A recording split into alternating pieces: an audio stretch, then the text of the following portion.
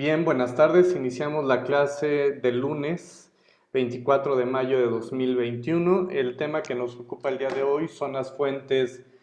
del derecho internacional público y vamos a terminar de revisar la clasificación de las normas del derecho internacional público. Ya hemos agotado, al menos en la sesión anterior, la clasificación de las normas en relación a la sanción, y el día de hoy nos ocuparemos del resto de las clasificaciones que se hacen de las normas del derecho internacional público e iniciaremos el tema de las fuentes del derecho internacional.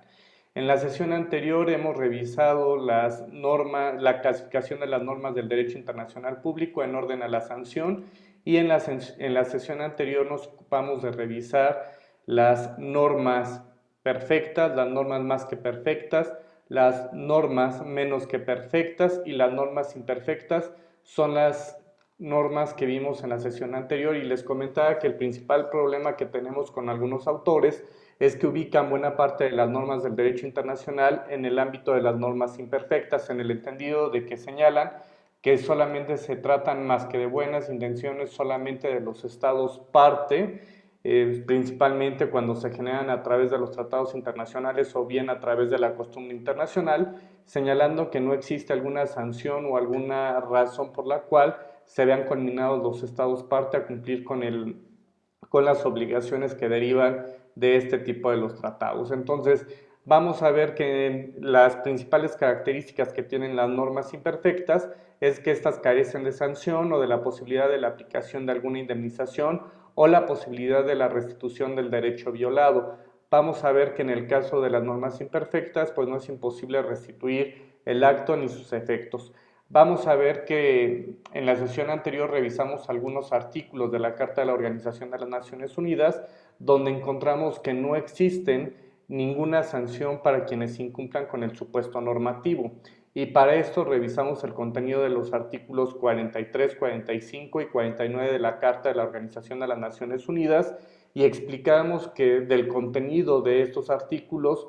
pues no se advierte que exista alguna sanción para los estados que incumplan con la obligación que deriva de estos artículos. Así vimos que en el artículo 43.1 de la Carta de la Organización de las Naciones Unidas se establece lo siguiente: todos los miembros de las Naciones Unidas, con el fin de contribuir al mantenimiento de la paz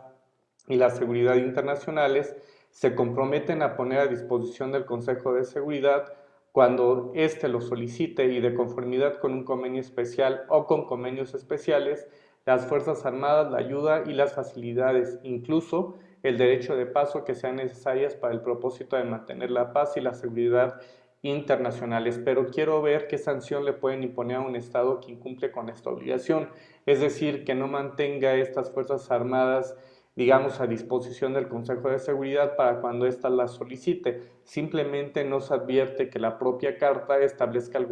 alguna sanción, algún castigo para el Estado que se rehúse a aportar Fuerzas Armadas para hacer frente a alguna contingencia de carácter mundial, o eventualmente que llegue en este caso al Consejo de Seguridad, y que éste determine que requiere del apoyo de los estados que forman parte de la Organización de las Naciones Unidas. Simplemente no vemos ninguna sanción, y eventualmente en los casos donde se ha requerido la presencia, por ejemplo, de los cascos azules, si existe algún rechazo o alguna inconformidad por parte de algún país y diga, ¿sabes qué? Yo no quiero aportar ningún elemento a la Organización de las Naciones Unidas, no te voy a aportar ningún elemento armado, y en consecuencia hazle como quieras, y no hay ninguna obligación por parte de los estados en sentido estricto de tener que participar con efectivos militares para tratar de pacificar alguna zona del planeta, o que simplemente fuera necesario para restablecer la seguridad a nivel internacional. Como ustedes pueden observar, pues esta norma carece completamente de sanción,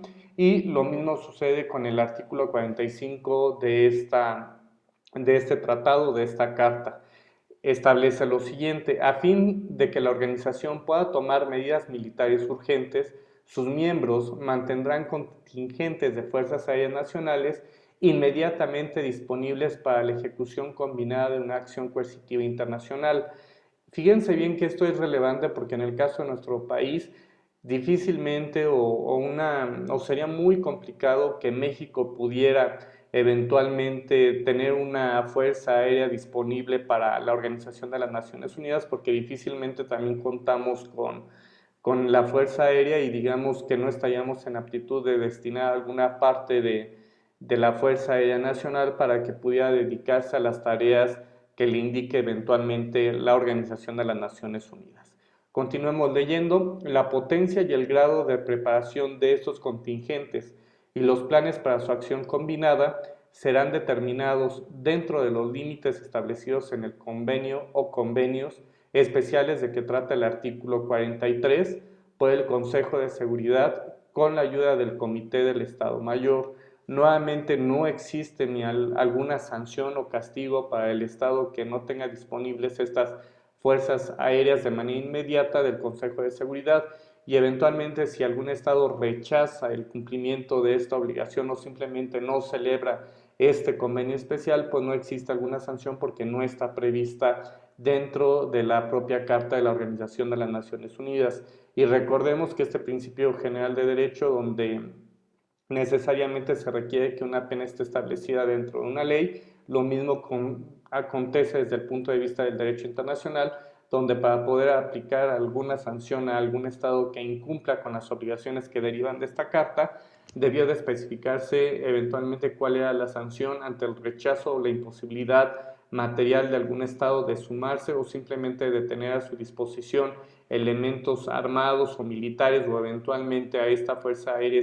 especial simplemente para que esté a disposición de la Organización de las Naciones Unidas para tratar de restaurar la paz y la seguridad internacional. Por su parte, el artículo 49 establece que los miembros de las Naciones Unidas deberán prestarse ayuda mutua para llevar a cabo las medidas dispuestas por el Consejo de Seguridad. No hay ninguna sanción. Eventualmente, si alguno de los estados se rehúsa o simplemente no se le pega la gana prestar ayuda a algún otro de los estados a petición del Consejo de Seguridad, pues simplemente no va a haber ninguna sanción por parte de la Organización de las Naciones Unidas, ni establece que vayan a perder de manera absoluta sus derechos o que eventualmente puedan ser objeto de suspensión de sus derechos al interior de la Organización de las Naciones Unidas por el simple hecho de que un Estado se rehúse a realizar este tipo de actividades que podrían estar encaminadas o dirigidas por parte del Consejo de Seguridad de la Organización de las Naciones Unidas. Bueno,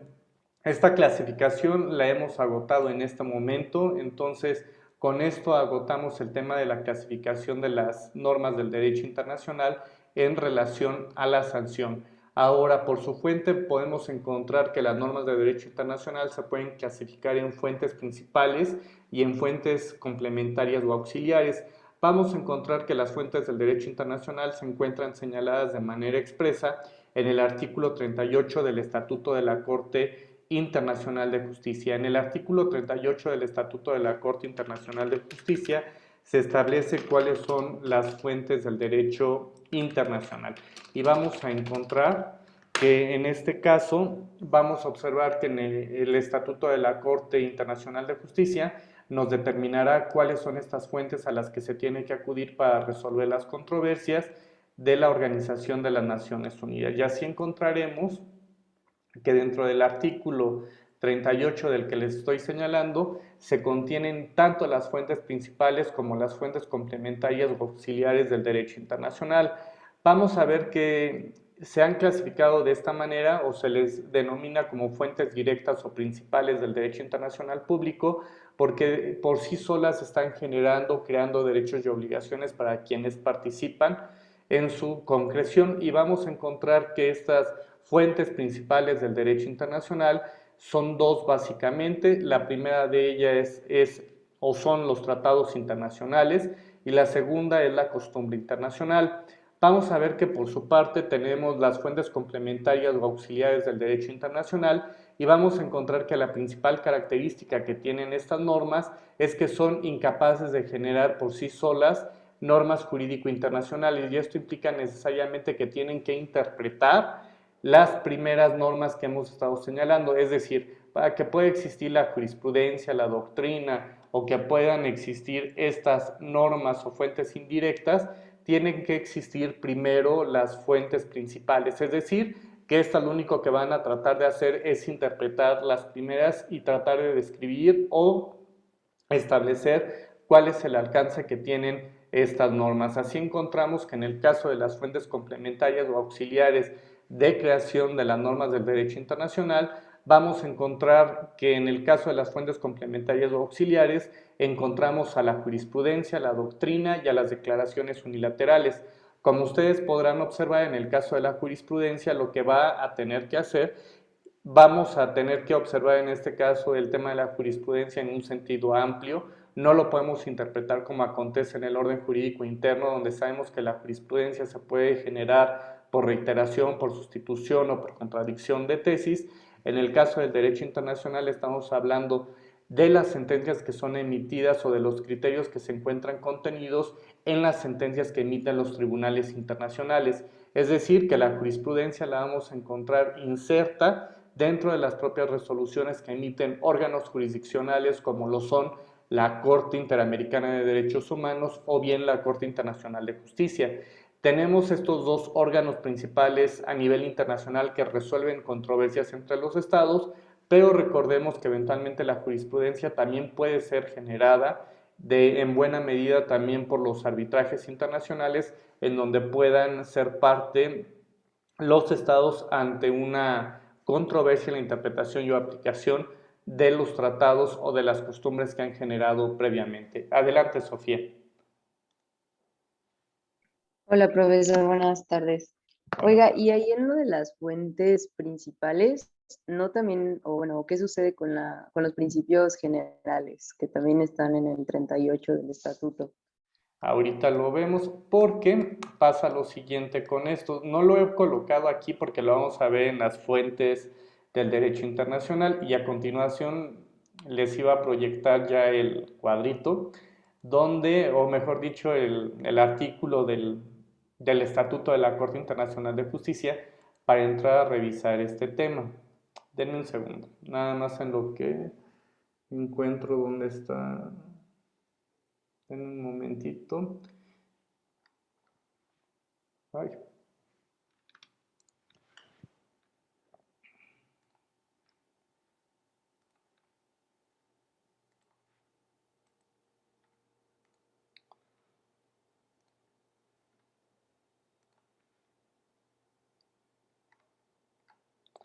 Bueno.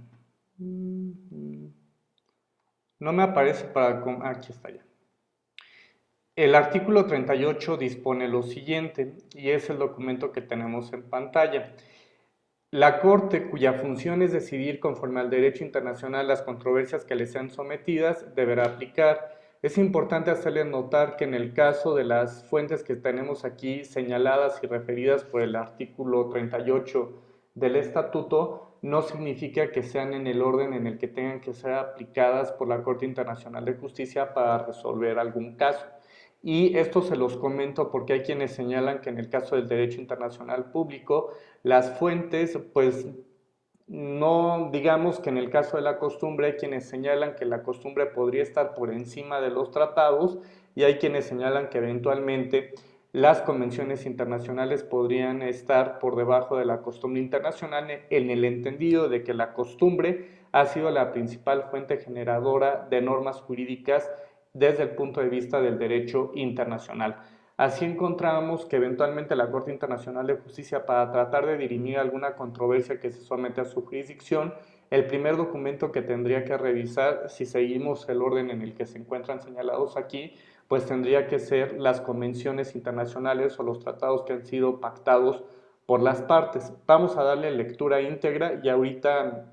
hacemos las precisiones en qué punto podrían encontrarse unos y otros. Así encontramos que la Corte, cuya función es decidir conforme al derecho internacional las controversias que le sean sometidas, deberá aplicar, párrafo A, las convenciones internacionales, sean generales o particulares, que establecen reglas expresamente reconocidas por los estados litigantes. Cuando hace esta distinción de convenciones internacionales generales o particulares, estamos hablando de convenciones en donde pueden sumarse un número importante de estados y este carácter lo podría tener la Carta de la Organización de las Naciones Unidas o la Carta de la Organización de los Estados Americanos, cuando estamos hablando de convenciones de carácter general, o como ejemplo tenemos la Convención sobre Derecho de los Tratados, la Convención de Viena sobre Derecho de los Tratados. Esta la podríamos considerar como una convención de carácter general, o como la Convención de Naciones Unidas sobre Derecho del Mar, que también podríamos considerar como una convención de carácter general. Cuando estamos hablando de convenciones de carácter particular, tendríamos que estar hablando eventualmente de algunos tratados que pueden ser bilaterales o trilaterales, o que simplemente vincula a un número reducido de estados y que se crean específicamente este tipo de acuerdos para la consecución de ciertos fines específicos y objetivos que son perseguidos por los estados parte, porque se trata quizá de un tratado bilateral en donde se establecen los límites territoriales entre estos dos estados, pues no lo podríamos calificar de general porque no tenemos la suma generalizada de estados para la concreción de este tratado. En cambio, si estamos hablando solamente de un tratado en materia de delimitación de fronteras, estaríamos hablando que se trata o que es un tratado particular por el alcance que tiene y por el número de partes que están interviniendo en la creación de estos derechos y obligaciones. Así vamos a encontrar que en el inciso B estamos hablando de la costumbre internacional como una prueba de una práctica generalmente aceptada como derecho.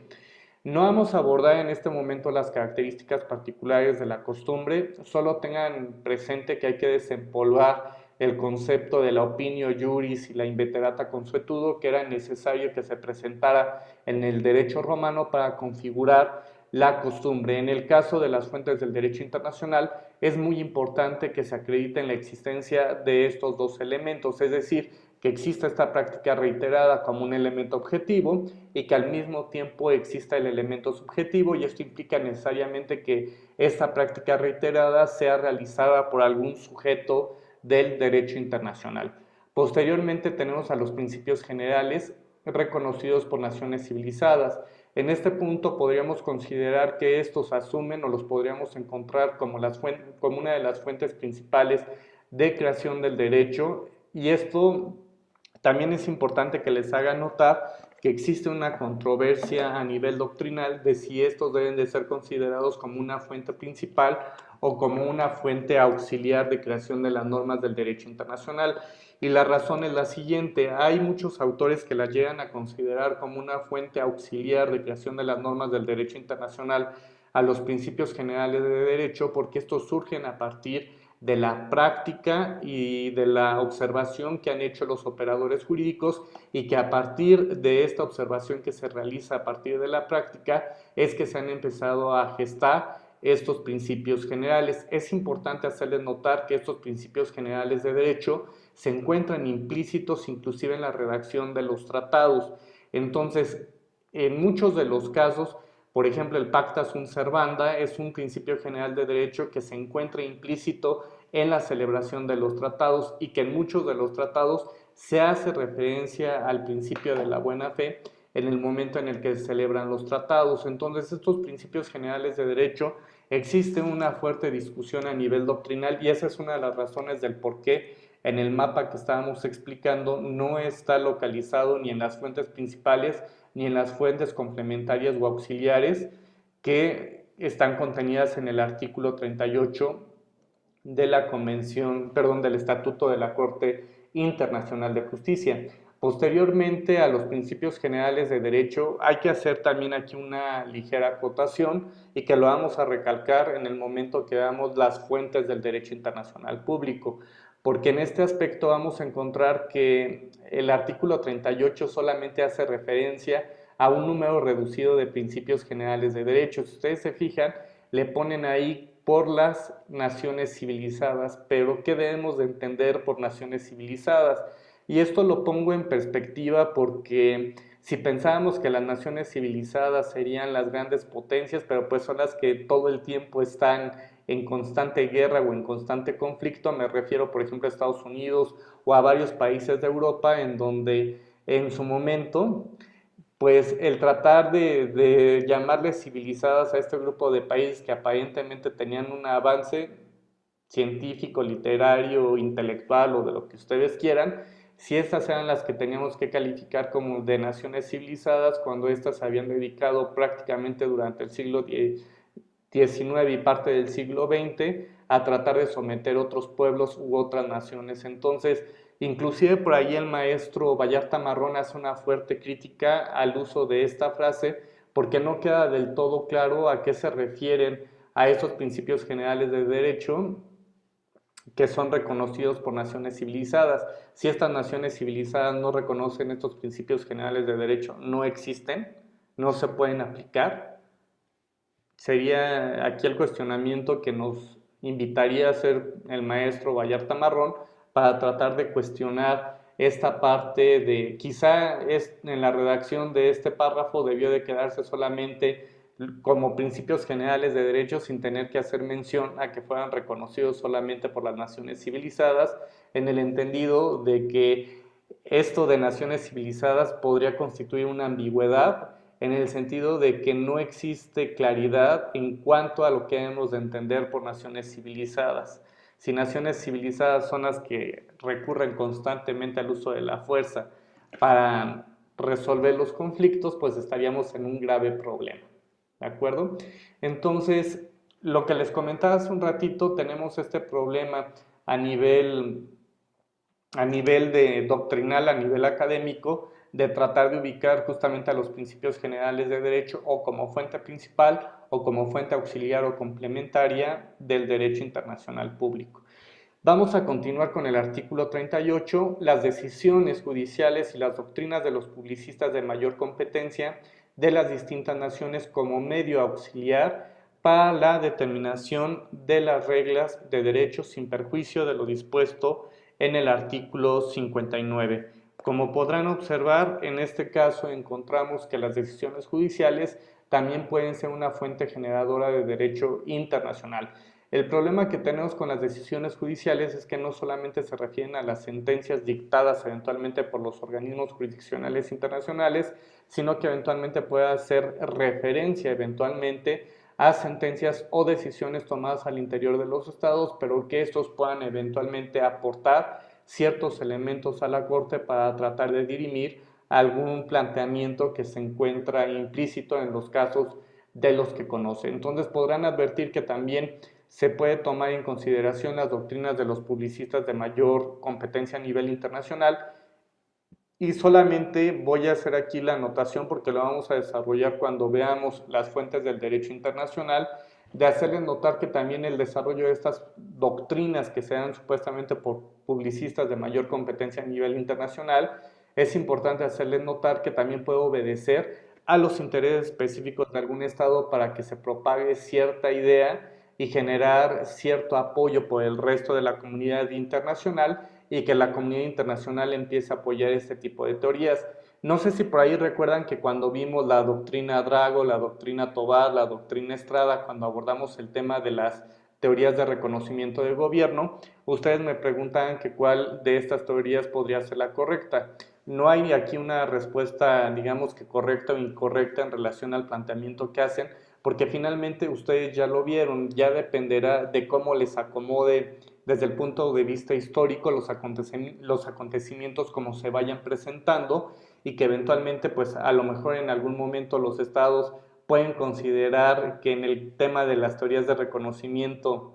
de Estado se ciñan a la teoría constitutiva, y que de repente para otro Estado en particular asuman la posición de la doctrina, perdón, de las teorías que hablan de que necesitan ser declarativas para que pueda darse el reconocimiento hacia esos estados. Entonces, esto depende mucho, desgraciadamente, del contentillo o de los intereses que tengan eventualmente los estados en este tipo de conflictos que eventualmente pueden generarse. Entonces, es importante hacerles notar que estas doctrinas que se van generando, pues también a veces están hechas a modo y para tratar de proteger ciertos intereses de los actores que se presentan en la escena internacional.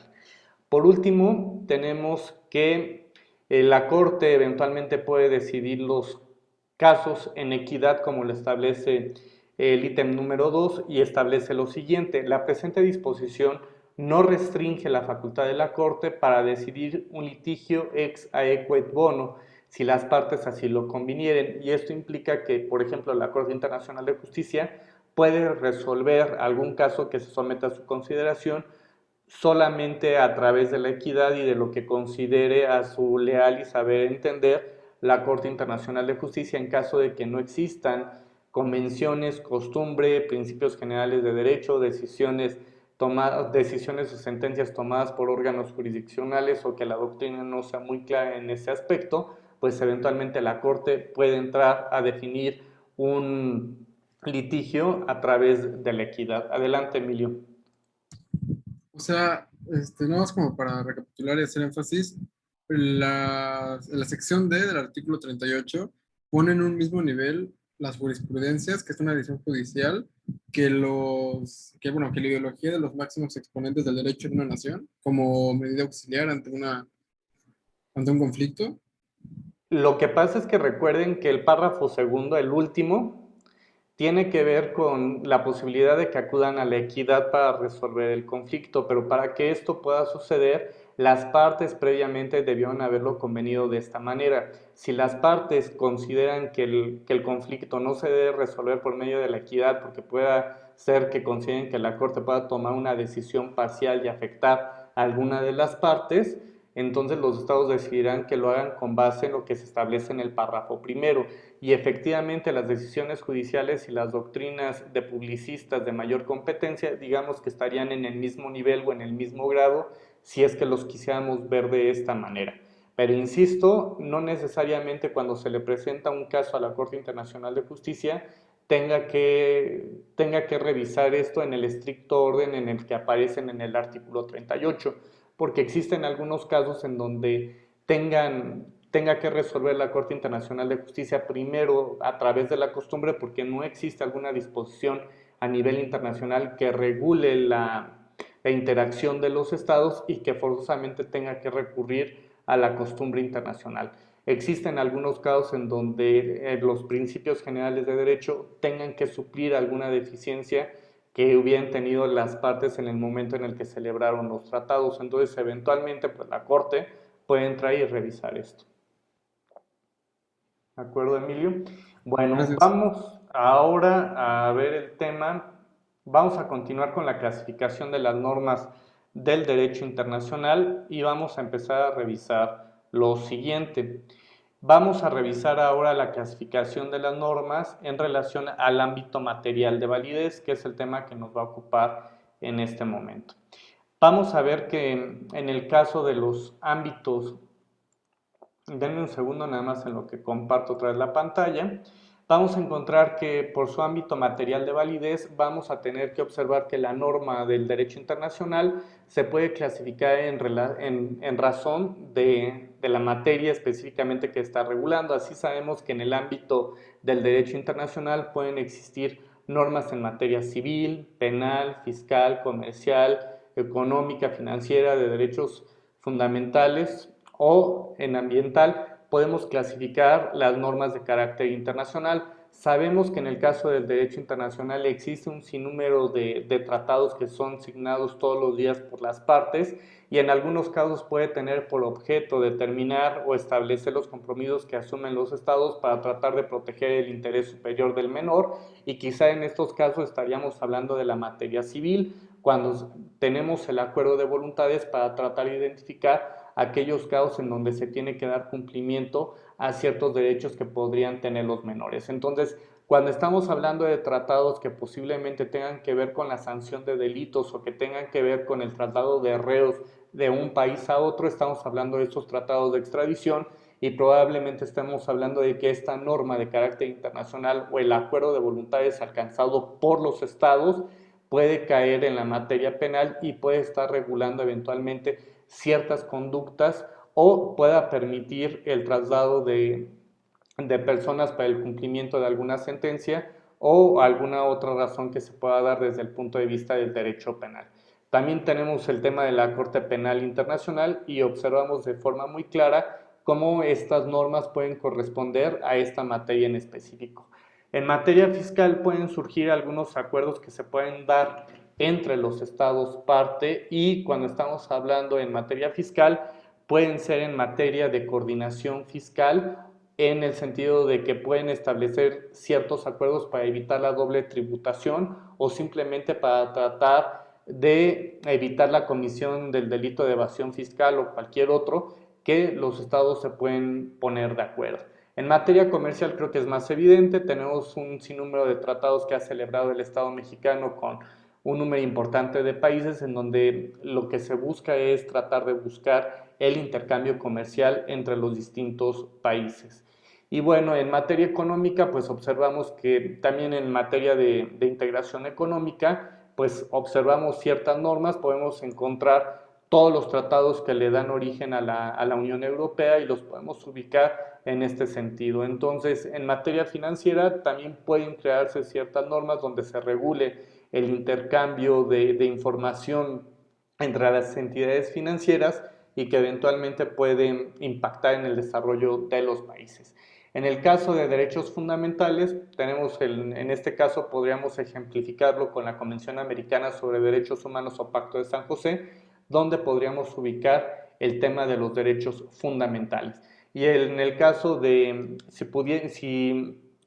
tuviéramos que buscar algún ejemplo para clasificar una norma de norma internacional, pero que tenga que ver con la materia ambiental, pues tenemos, por ejemplo, el Protocolo de Kioto y algunos otros tratados, como el Tratado de París, que se aboca específicamente a regular la materia ambiental. Entonces, la norma del derecho internacional también la podemos clasificar en orden a la materia a la que pertenece la norma de la que estemos hablando. Por su ámbito espacial de validez podemos clasificar las normas internacionales de la siguiente manera. Podemos clasificarlas en regionales, internacional o universal, y esto ya dependerá del espacio geográfico donde tenga aplicación esta norma. En el caso de la norma de carácter regional, vamos a observar que tiene una aplicación en un espacio geográfico específico y determinado que resulta común para las partes, y esto significa que podría considerarse una norma internacional de carácter regional cuando tiene aplicación en un espacio geográfico determinado, y como ejemplo de esto tomemos el caso del Tratado México, Estados Unidos y Canadá, donde las partes comparten sus límites territoriales y tiene aplicación solamente en esta región del mundo. Es decir, el Tratado México, Estados Unidos y Canadá solamente tiene aplicación en la región de América del Norte, y de momento no tenemos nuevos integrantes, al menos de este esquema de integración económica que podríamos calificar que tiende a la creación de un área de libre comercio. Entonces, en el caso del Telecan específicamente estamos hablando de una norma de carácter regional, y en ese sentido podríamos encontrar inclusive a la Carta de la Organización de los Estados Americanos como una norma de carácter regional, al tener solamente aplicación en la región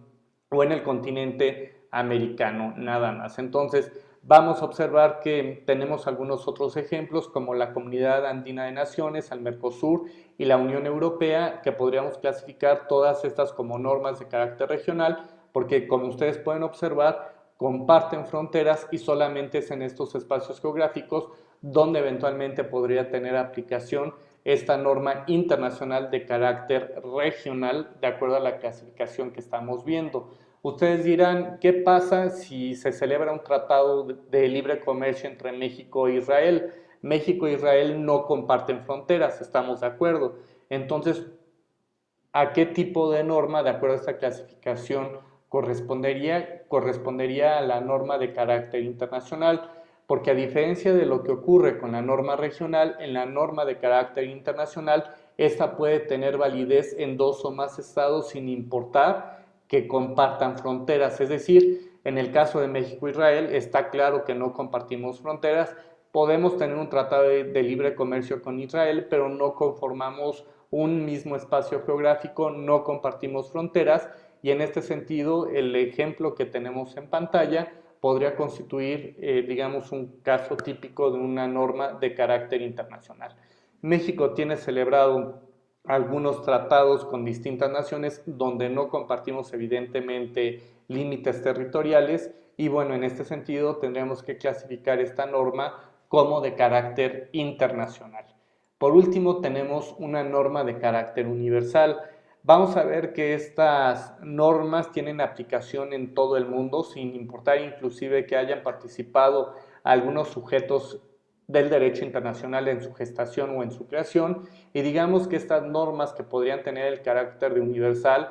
es un número reducido, y en este caso los podríamos identificar como normas imperativas de derecho internacional o como normas de jus cogens, en donde podríamos identificar que éstas adquieren esta naturaleza y las podríamos ubicar como aquellas que puedan tener validez en todo el mundo. Inclusive hay algunos que han señalado que en el caso de la Carta de la Organización de las Naciones Unidas tiene esta pretensión, tiene al menos la pretensión de tener una aplicación generalizada en todo el mundo. El problema que tenemos con la Carta de la Organización de las Naciones Unidas es que quedarían excluidos aquellos estados que no son parte de la Organización de las Naciones Unidas. Y en cambio, en el tema de las normas imperativas de derecho internacional o de jus cogens, con independencia de que sean parte o no de la Organización de las Naciones Unidas, son normas que todos los estados que forman parte de la comunidad internacional deben al menos de respetar, con independencia de que hayan participado o no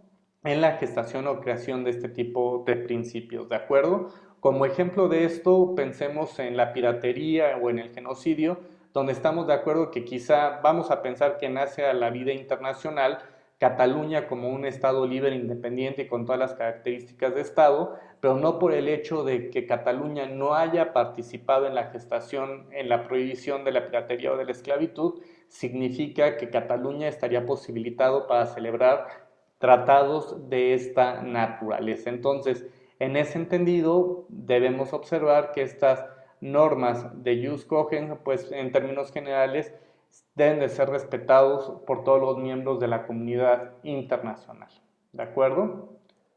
Bueno, no sé si hasta aquí existe alguna duda en relación a tratar de identificar las diferencias que existen entre la regional, internacional y universal.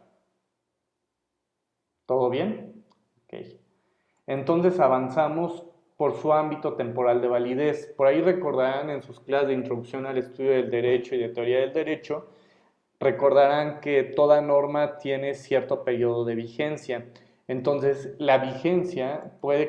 las normas pueden clasificarse en orden a la vigencia que tienen las normas, así esta es determinada o indeterminada. Y en ese sentido vamos a encontrar que las normas de derecho internacional pueden clasificarse de esta misma manera. Cuando estamos hablando de vigencia determinada, es cuando encontramos que dentro del propio tratado se establece la temporalidad en el que habrá de resultar aplicable alguna norma. Puede ser que en algún tratado, como en el caso de la Unión Europea, cuando se echó a andar el tema del euro, se estableció que para ciertos países se iba a iniciar la circulación del euro de manera cotidiana y en el desarrollo de las actividades comerciales dentro de un periodo de tiempo. Algunos estados, los que ya estaban mejor preparados, iniciaron en el 2000, pero aquellos países o aquellos estados que todavía no estaban preparados para incorporarse a la Unión Europea, ya sea porque desde el punto de vista macroeconómico todavía no están preparados para asumir en sus relaciones cotidianas el euro, vamos a encontrar que entonces para esos estados se determinó que la aplicación de esta parte del tratado que le daba nacimiento a la zona euro le resultaba aplicable quizá en algunos a partir del 2002 y algunos otros a partir del 2004, y se establecieron ciertas etapas. En el caso del Telecan también, o del TEMEC, tiene fechas específicas en donde se establecen los periodos de tiempo en el que habrán de iniciar la desgravación arancelaria. Quizá para algunos productos se contemple que sea el 5, el 3% y dentro de 10 años sea el 0%, pero ya se ha establecido de forma muy puntual o de forma específica a partir de qué momento iniciará su vigencia este tratado. O bien puede señalarse que este tratado solamente estará vigente 5, 10, 15, 20 años o la temporalidad que se les pegue la gana a los estados, y cuando esto ocurra encontramos que se trata entonces de una norma con vigencia determinada o específica. Y podemos encontrar que en gran parte en los tratados vamos a encontrar que tienen una vigencia de carácter indeterminado porque no se establece el periodo de tiempo en el que resultarán aplicables estas normas. y esto implica que los estados celebran hoy el tratado pensando que van a seguir el tratado durante muchos años y no establecen alguna vigencia específica para este tipo de normas. Y aquí podemos encontrar tanto costumbres como tratados internacionales que pueden contener esta vigencia indeterminada. Los estados actúan en consecuencia, es decir, desarrollan ciertas conductas que consideran que son obligatorias y no se dice, bueno, es que esta actividad o esta forma de resolver los conflictos o el acuerdo que estamos alcanzando solamente lo vamos a aplicar en un periodo de 5, 10 o 15 años, sino que lo hacen de manera indeterminada. Si ustedes se fijan en el caso del Pacto de San José o en la Convención Americana sobre Derechos Humanos, cuando se celebra este tratado, no se establece necesariamente alguna fecha de terminación de este tratado. No se ha establecido ahí. Este tratado dejará de tener vigencia a los 20 años de su celebración. Simplemente esto no se hace. Su vigencia es de carácter indeterminado. Ahora veamos en relación la clasificación de las normas en razón del ámbito subjetivo de validez y por los sujetos a los que se encuentran dirigidas las normas. Y así vamos a encontrar lo siguiente.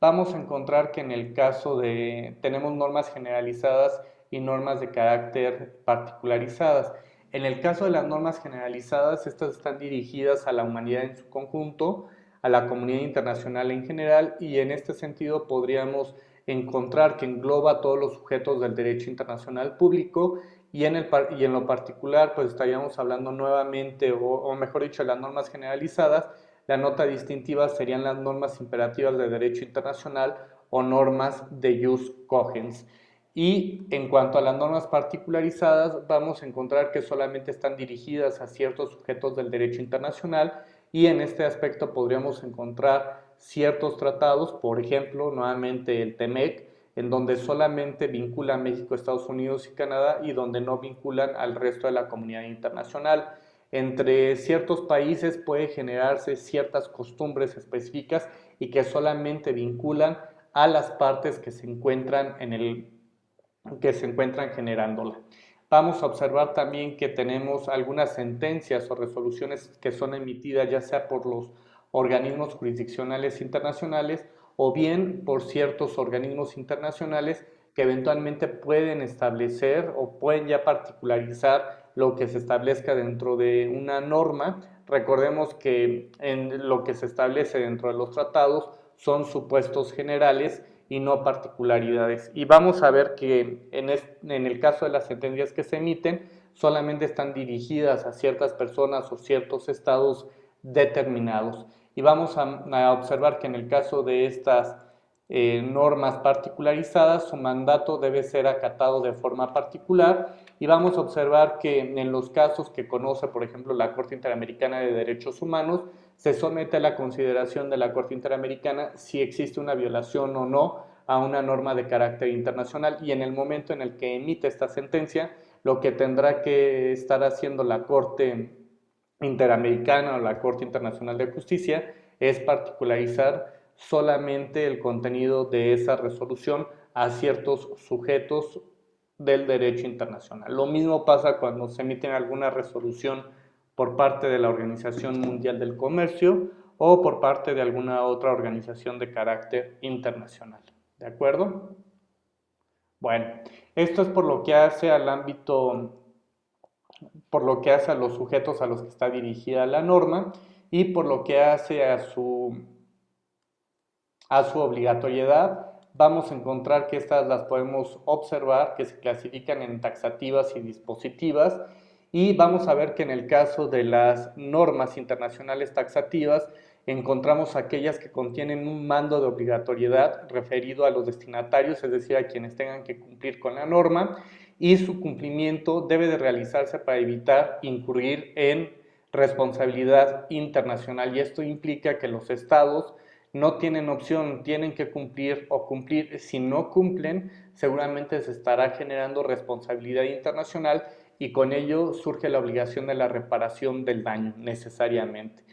No existe posibilidad de un cumplimiento voluntario a elección de las partes, sino que significa que forzosamente tienen que observar, cumplen el contenido de la norma, no tienen mayor opción.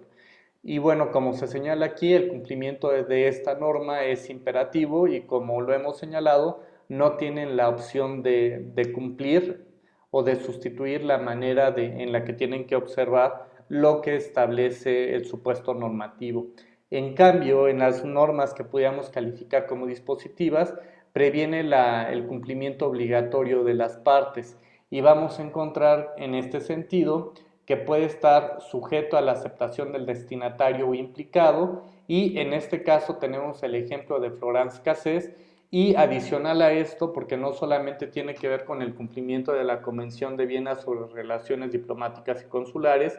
y esto que tenemos aquí en pantalla, en el caso de Florence Cassés, lo argumentó puntualmente el gobierno de Francia, pero también el gobierno de Felipe Calderón. Y esta fue una de las razones del por qué durante el gobierno de Felipe Calderón no aceptaba que fuera llevado, que fuera extraditada Florence Cassés a Francia, y vamos a encontrar que en el caso de estas normas dispositivas, como está sujeto su cumplimiento a la aceptación de alguna de las partes o en este caso alguno de los implicados, vamos a revisar lo siguiente. El Convenio de Estrasburgo, en el artículo 3º, párrafo 1, inciso F, veamos por qué lo consideramos de esta manera. Artículo 3º, condiciones para la transferencia. Una persona sentenciada puede ser transferida bajo esta convención solo bajo las siguientes condiciones. Inciso F, si los estados sentenciantes y administrantes están de acuerdo con la transferencia. En el caso de Florence Cassés, México era el estado sentenciante y Francia se constituiría como el estado administrante de la sentencia. ¿Sí me explico? Entonces, en este caso, durante la época de Felipe Calderón, bajo el cobijo del Convenio de Estrasburgo, dijo México, ¿sabes qué? No la voy a regresar. ¿Por qué? Porque para que pudiera darse la transferencia de Florence Cassés a Francia, eventualmente México tenía que estar de acuerdo en la transferencia de Florence Cassés a territorio francés, y como México no estaba de acuerdo, pues simplemente no se podía concretar la transferencia de Florence Cassés a territorio francés. Y en este sentido vamos a encontrar que México pues dijo, ¿sabes qué? Yo soy el estado sentenciante y como estado sentenciante yo no estoy de acuerdo en que sea transferida o que simplemente se lleve a Florence a territorio francés, porque en el mismo momento en el que Florence pise suelo francés, en ese momento va a ser liberada por el régimen en su momento de Nicolás Sarkozy, y bueno, pues en su momento México no aceptó ante la posibilidad real e inminente de que en cuanto llegara esta mujer a suelo francés, fuera simplemente liberada. Obviamente Francia lo que estaba prometiendo es que Florence Cassés iba a cumplir con su sentencia en alguna prisión francesa, y esto lo estaba argumentando para que eventualmente pues México accediera a que fuera transferida o a que cumpliera su sentencia en territorio francés esta mujer. Entonces el gobierno de Felipe Calderón pues en su momento se opuso abiertamente a la entrega de Florence Cassés al gobierno de Francia, atendiendo a esta circunstancia. Entonces, como ustedes pueden observar, en el caso de estas normas dispositivas, pues los estados tienen eventualmente la posibilidad de decidir sobre el cumplimiento de este tipo de normas. A diferencia de lo que ocurre con las normas de carácter taxativo, es de que cumples o cumples, no hay opción, y en este caso pues se tiene la alternativa de que si los estados, como es en el caso, están de acuerdo, pues simplemente se dé la transferencia del sentenciado, ¿sí? En este caso del procesado. Bueno, no sé si hasta aquí existe alguna duda o pregunta, ¿no? Y vamos ahora por su fuerza de obligatoriedad. No sé si por ahí recuerdan esto del hard law y del soft law, que ya lo han visto también en sus clases de introducción al estudio del derecho, y aquí recordarán que en orden a su fuerza de obligatoriedad se pueden clasificar como de derecho duro o como de derecho blando. Y así encontramos que aquellas que pueden clasificarse como normas de derecho duro son de carácter obligatorio, nacen de ciertas obligaciones y bueno, ante su falta de cumplimiento de estas normas, eventualmente pueden generar responsabilidad internacional para el Estado que no lo observe. De tal modo que dentro del derecho duro o del hard law vamos a encontrar a los tratados internacionales, a la costumbre internacional o a los principios generales de derecho que eventualmente pueden generarle responsabilidad internacional para los estados. Y después tenemos aquellas que son consideradas como de derecho blando y en este sentido vamos a encontrar que se trata de algunos principios que son abstractos, su incumplimiento no puede generar responsabilidad internacional, como sí ocurriría en el caso de los tratados de la costumbre o los principios generales de derecho, que la falta de observancia de alguno de estos puede traer aparejada la responsabilidad internacional para los estados que no cumplan con estas. En el caso de las normas de derecho blando o de soft law, estamos hablando de aquellas normas que eventualmente no le generan responsabilidad internacional para los estados. Vamos a observar que en algunos casos lo podemos encontrar a manera de resoluciones que emiten algunos organismos de carácter internacional o bien pueden tratarse de actos unilaterales de los estados. Ejemplo de esto podemos considerar inclusive las resoluciones que emite la Comisión Interamericana de Derechos Humanos, porque recordarán que cuando los estuvieron revisando, advertirán que las resoluciones que emite la Comisión Interamericana, y subrayo para que no se confundan, en el caso de la Comisión Interamericana de Derechos Humanos, recordarán que solamente tienen el carácter de recomendación y esto implica que el Estado decide si cumple o no con con la resolución que está emitiendo en este caso, la Comisión Interamericana de Derechos Humanos. Ya lo que emite eventualmente la Corte Interamericana de Derechos Humanos ya no es optativo, tiene eventualmente que cumplirlo el Estado, pero en el caso del informe que presenta al final de revisar el asunto la Comisión Interamericana, tiene solamente el carácter de recomendación y eventualmente el Estado decidirá si cumple o subsana aquellas deficiencias que haya observado la Comisión Interamericana. Ya para el caso de que no la cumpla o se abstenga de observar lo que dijo la Comisión Interamericana, bueno, pues eventualmente la Comisión tendrá la opción de decidir si lo lleva o no ante la Corte Interamericana de Derechos Humanos. Entonces vamos a ver que para Julio Barberis tiene tres acepciones el tema del derecho blando y para el maestro Julio Barberis podría considerar que estas se tratan de ciertas normas que se encuentran en proceso de formación y que no tienen plena validez jurídica. Vamos a encontrar que en la segunda acepción que encuentra Julio Barberis establece que se trata de normas jurídicas de contenido difuso porque resulta difícil determinar si estas disposiciones han sido cumplidas o no por los destinatarios de las normas. Y tres, son aquellas que se encuentran contenidas en resoluciones de organismos internacionales y pueden tratarse de ciertos acuerdos políticos, de códigos de conducta o de declaraciones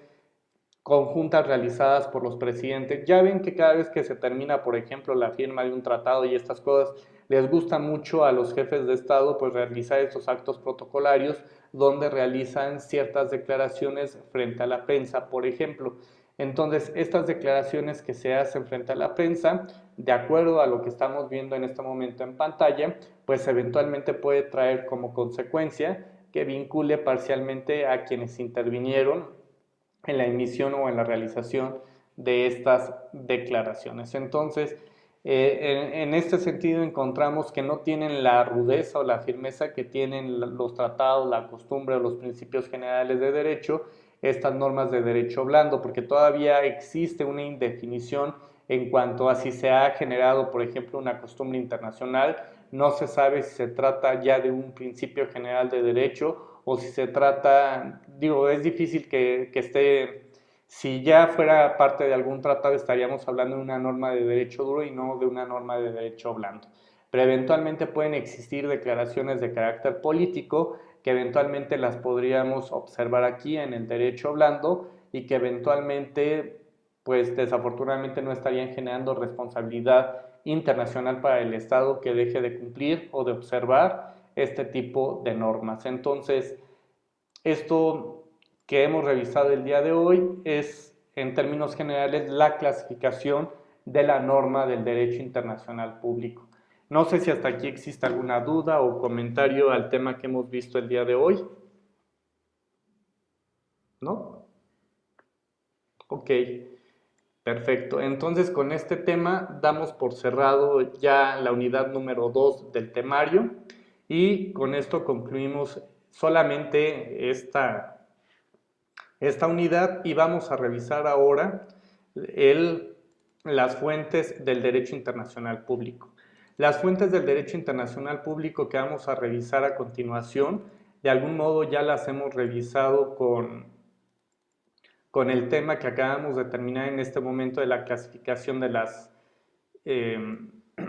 de la clasificación de las normas del derecho internacional y a continuación nos abocaremos al estudio de dónde se crean, dónde emanan, de dónde surgen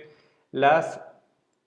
normas del derecho internacional. Ya el artículo 38 del Estatuto de la Corte Internacional de Justicia nos da a entender dónde es donde se crean estas normas, de dónde es que emanan estas normas, cómo surgen, cómo se crean. Y bueno, pues como ya ustedes recordarán en sus clases de introducción al estudio del derecho, en el tema de fuentes implica necesariamente conocer o recurrir a esta metáfora que se ha hecho de manera constante para tratar de identificar aquel lugar de donde emana, de donde surgen eventualmente las normas de derecho internacional. Y vamos a encontrar que en el caso de las fuentes del derecho internacional, estas se han clasificado tradicionalmente, como lo hemos visto hace un momentito, en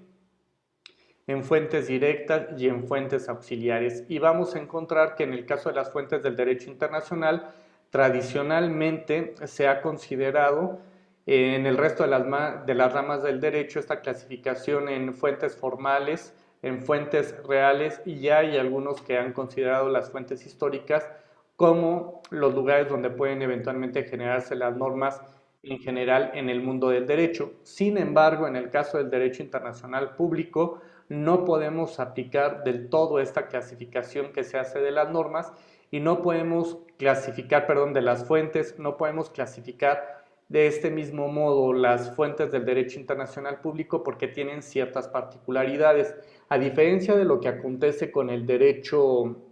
doméstico, pues sí podemos clasificar o tener muy claro cuáles son las fuentes formales, porque en las fuentes formales podemos clasificar eventualmente a la jurisprudencia, a la ley, a la costumbre, podemos eventualmente clasificarlas y tenemos las fuentes reales, como puede ser alguna manifestación, alguna revolución o alguna cosa de esas que eventualmente le dé origen al nacimiento de alguna norma y bueno, que es esta la razón del por qué surge, se recoge por el derecho y se regula y se tutela cierta circunstancia. En el caso de las fuentes históricas, pues tendríamos que acudir a ciertos documentos que han tenido vigencia en el pasado y podríamos estar hablando, no sé, por ejemplo, del Código Napoleón, de las institutas de Justiniano, o podríamos estar hablando de algunos documentos previos que en el fondo serían el antecedente directo de cómo se han creado las normas en el mundo actual. Digamos que estas tesis o estas teorías que sostienen cuáles son las fuentes del derecho en general, pues es un tanto complicado el poderlas trasladar al caso del derecho internacional público y resulta complicado porque en el caso del derecho interno sí tenemos un órgano principal o un órgano único que se encarga de la elaboración, por ejemplo, de las normas. En el caso del derecho internacional público, pues eso está sujeto a la voluntad de los sujetos del derecho internacional y que eventualmente pueden participar en la generación o creación de las normas internacionales los estados u otros sujetos del derecho internacional. Entonces, resulta compleja la aplicación, digamos que tradicional en cuanto a la clasificación de las fuentes del derecho y trasladarlas al derecho internacional público, primero porque no existe este órgano único para la generación o creación de las normas, para su expedición y mucho menos para la revisión y modificación de las normas. En el orden jurídico creo que nos queda claro que este órgano único lo constituye el Poder Legislativo y este es el que tiene la facultad de estar creando las leyes, de estar creando las normas, de expedirlas y en el caso de que estas ya no funcionen, simplemente revisarlas, modificarlas y sustituirlas por unas nuevas. Entonces, en el caso del derecho internacional público existe multiplicidad de órganos que se encargan de la generación de estas normas que vinculan a los estados. La segunda razón del por qué no podemos aplicar esta clasificación tradicional que sea en el ámbito de la teoría del derecho al derecho internacional público es porque no existe un sistema jerárquico de tribunales. En el orden jurídico interno ya sabemos que existen probablemente los jueces de paz o de primera instancia, los jueces de paz, después tenemos a los de primera instancia, después tenemos a los de segunda y por encima de los de segunda instancia, que serían las salas superiores, tendríamos eventualmente al juzgado de distrito, al tribunal colegiado de circuito y en la cúspide tendríamos a la Suprema Corte de Justicia de la Nación. En el caso del derecho internacional no tenemos un sistema jerárquico de tribunales. Realmente los tribunales que se encargan de la interpretación y aplicación de las normas internacionales surgen a partir de que los estados le otorgan la competencia contenciosa a estos órganos jurisdiccionales para conocer de los asuntos. Es decir, solamente los estados deciden, ok, te concedo competencia para que conozcas o no del asunto que pudiera surgir en la interpretación y aplicación de un tratado. Entonces, en el caso internacional no tenemos el surgimiento de un tratado, no tenemos el surgimiento de un órgano jurisdiccional, digamos, internacional de primera instancia, uno de segunda o una sala superior de revisión. Esto simplemente no lo tenemos a nivel internacional y no existe esta jerarquización de tratados de tribunales como sí acontece en el derecho interno, en el derecho doméstico. El siguiente problema al que nos enfrentaríamos si tratáramos de aplicar esta clasificación tradicional obedece a que tenemos el traslape de fuentes, que al mismo tiempo las fuentes que en el derecho interno podrían considerarse como materiales, en el caso del derecho internacional podrían considerarse al mismo tiempo como una fuente formal y aquellas fuentes formales eventualmente pueden considerarse también de carácter material. Entonces, como tenemos este traslape de fuentes que puede darse en el caso del derecho internacional, es que resulta complicado aplicar esta clasificación tradicional que se hace de las normas en el derecho doméstico, trasladarlo al derecho internacional. El principal documento de donde emanan las fuentes del derecho internacional lo encontramos en el Estatuto de la Corte Internacional de Justicia. En el Estatuto de la Corte Internacional de Justicia, como ya lo hemos visto, tenemos esta clasificación que se hace de las fuentes del derecho internacional y aquí encontramos lo que les explicaba hace un rato. El problema que tenemos de los principios generales de derecho quizá lo tendríamos que dejar por ahí alejado en la nada, porque existe, digamos, que esta indecisión de si debe ser considerado como una fuente directa o como una fuente indirecta de creación de las normas del derecho internacional. Vamos solamente el día de hoy a hacer una breve mención de lo que consiste cada una de estas fuentes del derecho internacional y es importante hacerles notar que para que surja un tratado internacional se requiere forzosamente de la voluntad de los estados para crear derechos y obligaciones. Normalmente los tratados asumen una forma escrita, lo que no significa que eventualmente no pueda existir un tratado oral, verbal, celebrado entre los estados. Sin embargo, vamos a observar que el principal instrumento internacional que rige el tema de los tratados lo encontramos con la Convención de Viena y el artículo 2 de la Convención de Viena sobre el derecho de los tratados define lo que debemos de entender por tratado. Y en ese sentido encontramos que